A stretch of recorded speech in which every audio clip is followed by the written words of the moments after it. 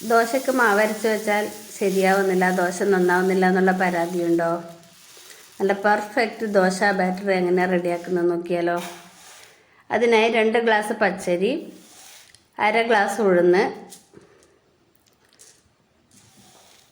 1/4 teaspoon ഉലുവയാണ് ചേർക്കുന്നത്. ഉലുവയുടെ ചുവ ഇഷ്ടമുള്ളവർക്ക് 1/2 teaspoon വരെ ചേർക്കാം. എന്നിട്ട് അരി നന്നായി കഴുകി കുതിർക്കാൻ വെക്കുക. അത് കറുത്ത ഉഴുന്നാണ്.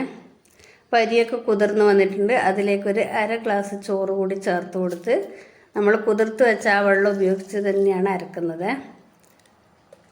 അങ്ങനെ അരിയൊക്കെ നന്നായി അരച്ചു. 2 പ്രാവശ്യമായിട്ട് ആണ് അരച്ചെടുത്തത്.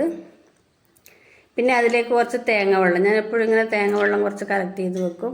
അതൊഴിച്ചാണ് കൈയിട്ട് നന്നായി കലക്കണം. നമ്മൾ കൈ ഉപയോഗിച്ച് കുറച്ച് നേരം നല്ലപോലെ ഇളക്കി അങ്ങനെ തന്നെ കലക്കി വെക്കണേ.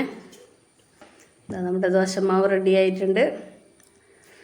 ഇതിപ്പോൾ എനിക്ക് പകുതിയേ ആവശ്യമുള്ളൂ. പകുതി ഞാൻ എടുത്തങ്ങ് ഫ്രിഡ്ജിൽ വെക്കുവാണ്. അങ്ങനെ വെക്കുമ്പോൾ നമ്മൾ ആദ്യം തന്നെ ബാറ്റർ എടുത്ത് വെക്കണം. ഉപ്പൊക്കെ ചേർക്കുന്നതിന് മുന്നേ ആവശ്യമുള്ളത് എടുത്ത് വെച്ചതിന് ശേഷമാണ് ഉപ്പ് ചേർത്തത്.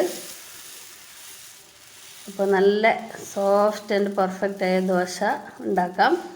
ഇനി ക്രിസ്പി ദോശയാണോ വേണ്ടത്? അങ്ങനെയാണെങ്കിൽ ക്രിസ്പി ആയ ദോശ ഉണ്ടാക്കാം. ഇനി ഇതുപോലെ ഒന്ന് ട്രൈ ചെയ്തിട്ട് നിങ്ങളെ ഫീഡ്ബാക്ക് അറിയിക്കണേ. വളരെ ക്രിസ്പിയായ ദോശ വേണമെങ്കിൽ അങ്ങനെയും